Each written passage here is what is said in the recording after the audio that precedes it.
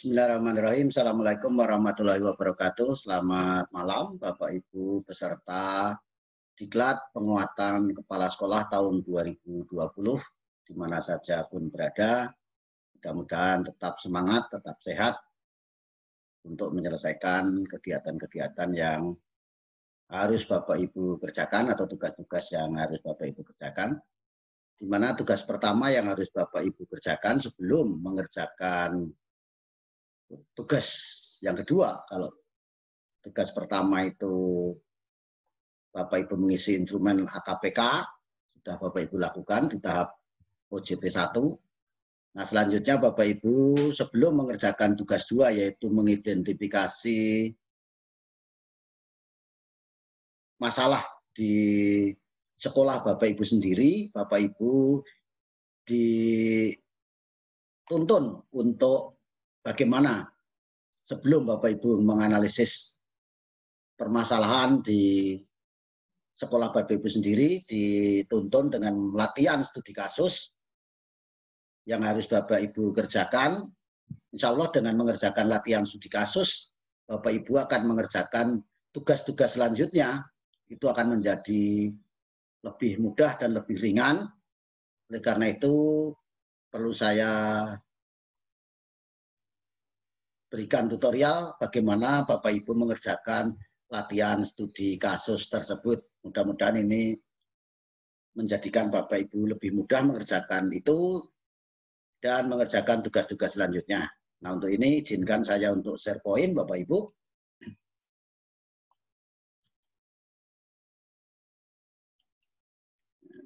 Latihan studi kasus. Nah, ini Bapak Ibu. Nah, jadi pekerjaan latihan studi kasus masalah pembelajaran. Sekali lagi ini khusus bagi peserta Diklat Penguatan Kepala Sekolah tahun 2020, khususnya yang saya sebagai pengajarnya. Adapun ini nanti bisa digunakan untuk kelas-kelas yang lain, itu kami persilahkan Bapak Ibu.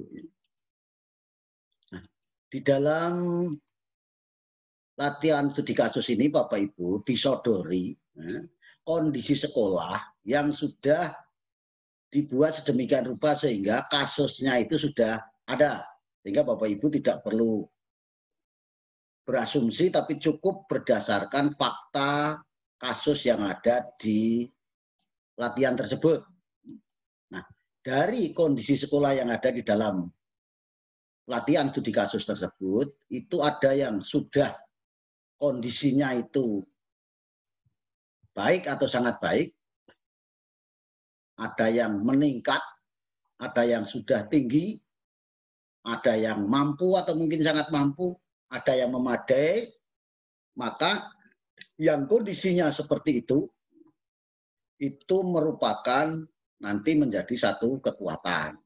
Tapi ada juga yang masih kurang atau tidak baik, ada yang kondisinya menurun, ada yang rendah. Kalau ini mampu, ini kurang mampu, memadai, ini tidak memadai. Nah, diharapkan nanti Bapak Ibu dari kondisi-kondisi itu, Bapak Ibu nanti diminta yang sudah baik, sangat baik, meningkat, tinggi, mampu, memadai, ini merupakan satu kekuatan. Nah, maka kekuatan ini nanti Bapak Ibu ketikkan di sini di bagian kekuatan. Nah, sedangkan yang masih kurang atau tidak baik, posisi kondisi menurun atau rendah, kurang mampu, artinya lawan dari ini, lawan dari kekuatan, ini kelemahan. Yang kondisinya seperti ini, saya beri tanda merah, ini kelemahan. Nah, kelemahan nanti diisikan di sini Bapak Ibu. Nah, kelemahan ini merupakan masalah yang harus Bapak Ibu selesaikan supaya menjadi kuat atau terjadi perubahan lebih baik atau meningkat. Kelemahan atau masalah ini Bapak Ibu tuliskan lagi di sini. Jadi nanti kalau kelemahannya di sini misalnya ada 9, maka masalahnya juga ada 9. Dari masalah yang ada ini, Bapak Ibu, pilih salah satu yang terkait dengan kompetensi siswa atau kompetensi lulusan. Baik itu menyangkut sikap, pengetahuan, atau keterampilan. Ini Bapak Ibu pilih salah satu sebagai masalah utama yang akan Bapak Ibu selesaikan. Nah, sebenarnya semua masalah ini, semua kelemahan ini, atau semua masalah ini harus Bapak Ibu selesaikan, tapi kan tidak mungkin secara bersamaan, mungkin satu persatu. Jadi dari masalah yang menyangkut kompetensi siswa atau kompetensi lulusan itu bisa Bapak Ibu pilih sebagai masalah utama. Jadi masalah utama itu adalah masalah yang terkait dengan lulusan atau terkait dengan kompetensi siswa, baik menyangkut sikap, pengetahuan maupun keterampilan. Setelah Bapak Ibu mendapatkan masalah utama, itu Bapak Ibu upayakan untuk menyelesaikannya. Nah, untuk menyelesaikannya itu Bapak Ibu pilih alternatif, diminta untuk mengajukan alternatif solusi minimal 3.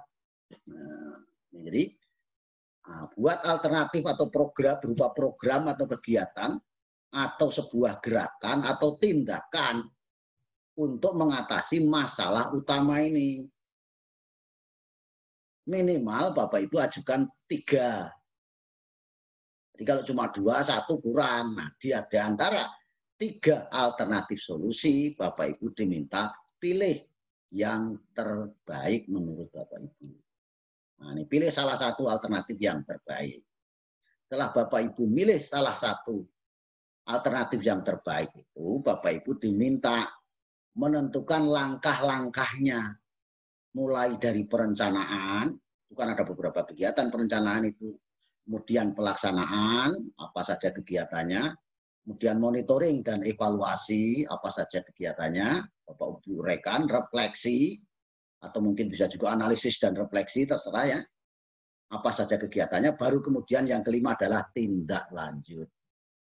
Nah, ini Bapak Ibu, di dalam tugas 02 ini disuruh merancang langkah kegiatannya, secara lengkap, runtut, praktis artinya bisa dilaksanakan dan logis atau masuk akal. Sini. Nah, mungkin timbul pertanyaan, itu nanti sebenarnya ketika Bapak Ibu mengatasi masalah gitu ya. Nanti ya, tapi tidak apa-apa. Nah, nanti bagaimana mengatasi masalah? Nah, nanti Bapak Ibu cari indikator subindikator yang pada standar lain selain kompetensi lulusan, apa itu proses, isi, penilaian, kompetensi guru, sarpras terutama, boleh juga di pengelolaan atau manajemen atau pembiayaan. Nah, itu nanti dibuat program, karena kan kepala sekolah itu tidak mengajar di kelas. Ini nanti untuk tugas selanjutnya, terutama apa tapi di pelatihan studi kasus itu juga harus sudah ya. Betul. Jadi latihan studi kasus Bapak Ibu juga merancang ini apa tadi alternatif solusi tadi. Jadi karena kepala sekolah tidak memiliki akses langsung di kelas, ya harus Bapak Ibu paling tidak membuat satu program atau kegiatan yang melibatkan tentu saja guru dan seluruh warga sekolah. Nah, bentuk kegiatannya apa saja? Misalnya gerakan literasi sekolah, atau mungkin pungut sampah kalau tentang kebersihan, atau mungkin peningkatan disiplin, mungkin gerak bercerita dan sejenisnya, atau mungkin peningkatan kegiatan ekstrakurikuler atau lomba majalah dinding, seni, pramuka dan lain-lain, atau pelatihan. Kalau hasil pembelajaran itu bisa jadi rendah karena pembelajarannya kurang sesuai dengan yang diharapkan. Mungkin juga penilaiannya bisa jadi karena kompetensi gurunya yang kurang, maka boleh mengadakan kegiatan pelatihan, IHT, workshop tentang peningkatan kompetensi guru. Apakah dalam pembelajaran atau penilaian, atau mungkin penguasaan IT, kemudian boleh juga merevisi kurikulum kalau memang dirasakan di standar isinya ini yang masih kurang. atau bisa dengan pendampingan atau forum grup diskusi pasca supervisi guru. Bisa melengkapi sarana prasarana atau media alat peraga ya, dalam pembelajaran. Mungkin juga dengan cara menerapkan teori manajemen, teori supervisi guru atau kewirausahaan tertentu yang Bapak Ibu pelajari di dalam materi atau bahan pembelajaran yang sudah sudah ada di dalam LMS. Hanya saja nanti ketika Bapak Ibu menentukan kegiatan, kalau untuk tugas latihan studi kasus tidak masalah, solusinya itu perlu waktu lama misalnya, tapi untuk khusus program peningkatan program pengembangan sekolah bagi peserta diklat penguatan kepala sekolah tahun 2020 ini nanti, terutama di tugas 6 nantinya, baru Bapak Ibu pilih program yang dapat dilaksanakan di masa pandemi COVID-19. Karena ini masih saatnya pandemi COVID-19 dan selesai dalam waktu 3-5 hari. Karena ini nanti akan dilaksanakan oleh Bapak Ibu sebagai kegiatan pengembangan sekolah pada saat OJT 2 yang waktunya 10 hari. 10 hari termasuk menyusun laporan, membuat video unjuk kerja. Lah, kalau ini penyelesaian masalah yang Bapak Ibu pilih selesai dalam waktu lama, enggak selesai nanti sampai tahap selesainya kegiatan diklat penguatan kepala sekolah ini. Nah, baik Bapak Ibu, mari kita coba praktekkan. Ini studi kasusnya, ya, latihan studi kasusnya, yaitu masalah pembelajaran atau learning problem. Di sini Bapak Ibu tadi saya sampaikan, ini sudah diberikan kasus. Nah, ini diminta mencermati data, kemudian menuliskan identifikasi masalah berdasarkan skenario. Tadi ya sudah, ini saya kira tidak saya baca, menentukan masalah utama, identifikasi kekuatan dan kelemahan, mengajukan 3 alternatif solusi tadi sudah saya sampaikan. Nah, kita lihat sekarang contoh ini, kasus ini. Sekolah X terletak di pusat kota Blimbing dan seterusnya. Nah, pada saat berdasarkan karena Ibu Susi ini kepala sekolah yang visioner, maka salah satu upayanya adalah dengan melakukan supervisi guru dan tenaga kependidikan secara terjadwal, kemudian monitoring dan evaluasi terprogram, sehingga dari hasil wawancara, pada saat wawancara kepala sekolah menyampaikan informasi sebagai berikut. Nah, hubungan dengan dinas pendidikan baik. Nah, berarti ini apakah kekuatan atau kelemahan Bapak Ibu? Oh, kekuatan ya. Kemudian ini beberapa peserta didik masih ada yang sering datang terlambat. Ini berarti kelemahan. Oke, yang kelemahan kita beri tanda merah. Bawahnya program sekolah selalu, berarti ini program yang nomor 3 ini mendapat dukungan positif. Oh, berarti kekuatan. Ini yang kelemahan. Sebagian besar guru lebih banyak ceramah dan jarang menerapkan metode kreatif inovatif. Oh, berarti ini kelemahan. Akreditasi B, berarti baik, sudah. Motivasi siswa dalam berprestasi rendah, berarti ini kelemahan.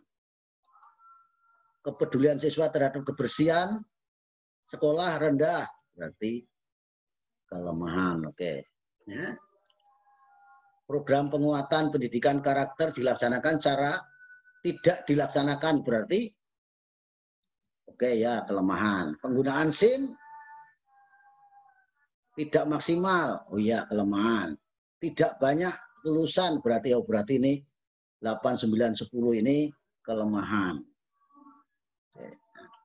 Nah, jadi ini kita memperoleh kekuatan dan kelemahan ini Bapak Ibu. Yang hitam itu berarti kekuatan, yang merah kelemahan. Oke.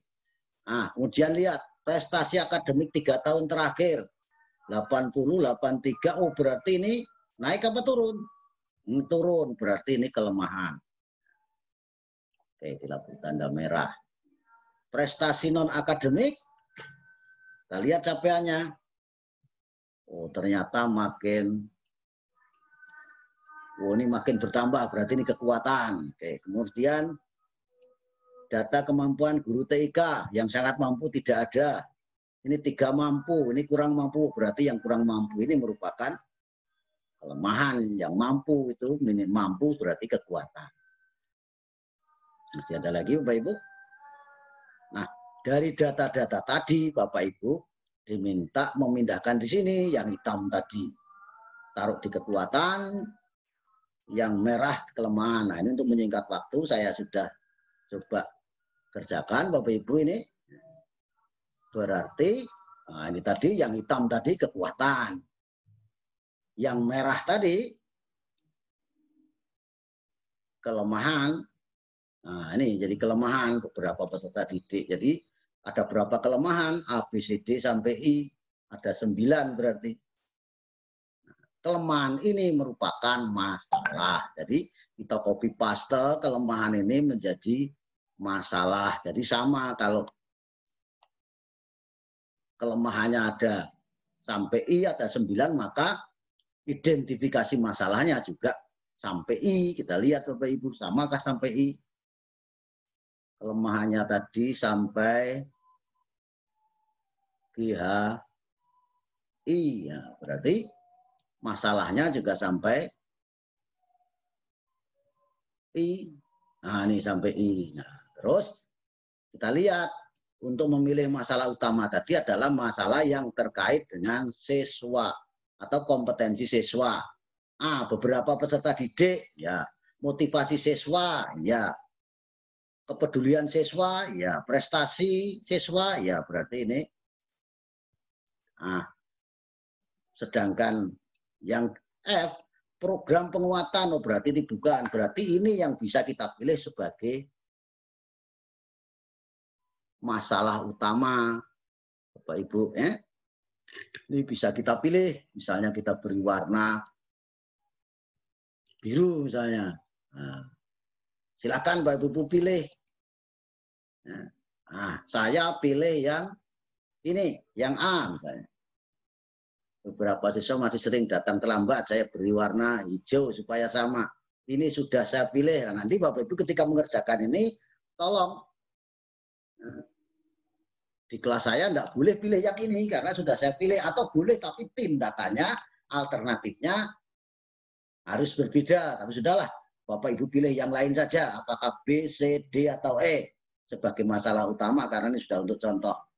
Nah, jadi masalah utama yang saya pilih adalah beberapa peserta didik masih ada yang sering datang terlambat. Nah, untuk mengatasi masalah ini, saya ajukan 3 alternatif, yaitu misalnya dengan pembuatan buku catatan keterlambatan. Boleh saja Bapak Ibu mengajukan cara lain. Yang kedua, pemberian hukuman bagi siswa yang terlambat. Yang ketiga, peningkatan kerjasama dengan orang tua mengatasi siswa yang terlambat. Boleh juga saya ajukan cara lain. Misalnya dengan penegakan disiplin. Dengan penegakan disiplin.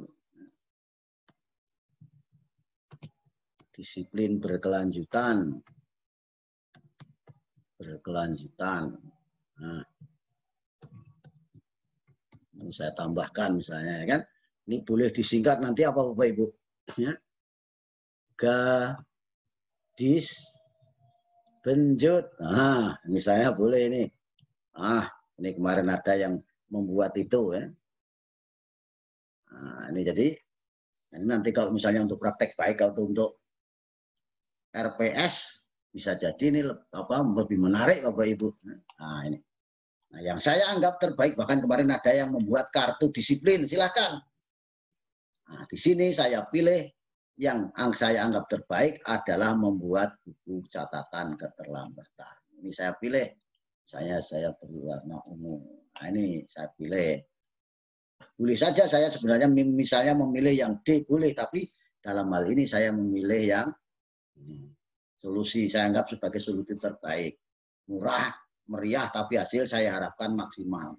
Nah, setelah Bapak Ibu memilih solusi terbaik, maka Bapak Ibu menyusun langkah-langkah kegiatan ini meliputi perencanaan, Kemudian pelaksanaan. Nah, dalam perencanaan itu apa yang harus Bapak Ibu lakukan? Harus logis, runtut, lengkap. Misalnya penyampaian ide kepada wakil kepala sekolah, wali kelas, dan bendahara. Kemudian rapat dinas dengan dewan guru, staf, dan komite, dan pengurus OSIS, karena mereka ini akan kita libatkan. Baru merancang buku catatan keterlambatan, merancang instrumen monitoring dan evaluasi, uji keterbacaan, buku catatan keterlambatan, dan instrumen monitoring dan evaluasi. Kita diskusikan dengan ahlinya atau sekurang-kurangnya teman rekan-rekan guru, apakah yang kita buat baik instrumen maupun buku catatan keterlambatan ini sudah sesuai. Kalau ini sudah kita serahkan kepada mereka untuk mencoba menelaah, hasil dari telaah mereka, kalau ada saran perbaikan atau saran revisi, baru kita lakukan revisi buku catatan keterlambatan. Baru pelaksanaannya. Nah, sebelum dilaksanakan perlu sosialisasi dulu. Baru dilaksanakan dengan melibatkan wali kelas, mungkin dibantu oleh pengurus kelas atau bisa jadi ke pengurus OSIS. Baru kegiatan monitoring dan evaluasi. Maksudnya selama pelaksanaan kegiatan dilakukan monitoring atas keterlambatan, atas keterlaksanaan program kegiatan.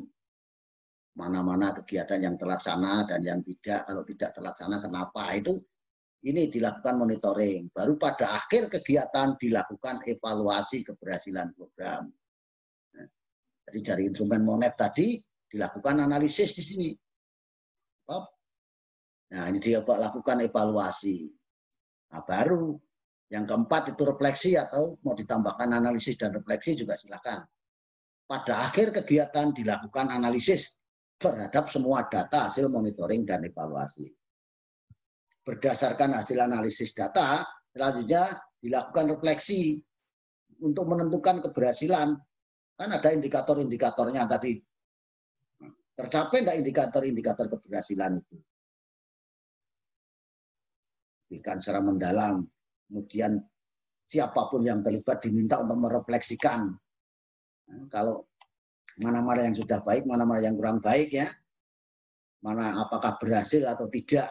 Nah, sebagai kemudian tindak lanjutnya dari hasil analisis, kalau ternyata kegiatan ini berhasil baik, oh berarti bisa dilanjutkan. Tapi kalau ada beberapa kegiatan yang dirasakan berjalan tapi kurang bagus, bisa diperbaiki. Tapi kalau misalnya, ternyata tidak berhasil, ternyata tidak ada pengaruhnya, misalnya catatan, berarti perlu kegiatan lain. Ya.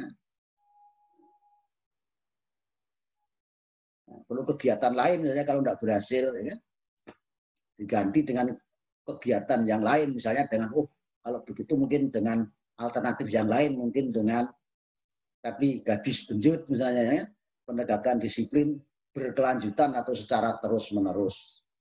Nah, ini Bapak Ibu, pengerjaan tugas latihan studi kasus.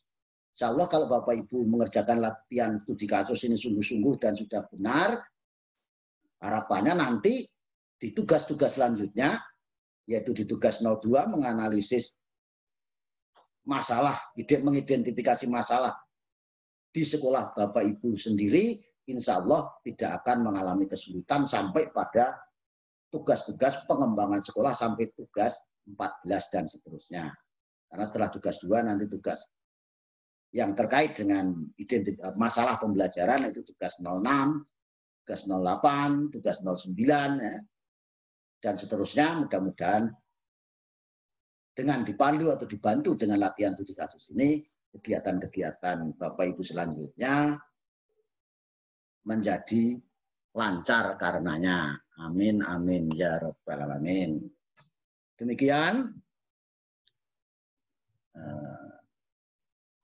tutorial, boleh juga dikatakan tutorial tentang pengerjaan tugas latihan studi kasus yang saya sampaikan. Mudah-mudahan sesuai harapan ini akan membantu Bapak Ibu sekalian di dalam mengerjakan latihan studi kasus dan akan memperlancar tugas Bapak Ibu pada tugas-tugas selanjutnya. Amin, amin, ya rabbal alamin. Kurang dan lebih mohon maaf. Saya akhiri, assalamualaikum warahmatullahi wabarakatuh. Selamat malam, salam sejahtera untuk kita semuanya.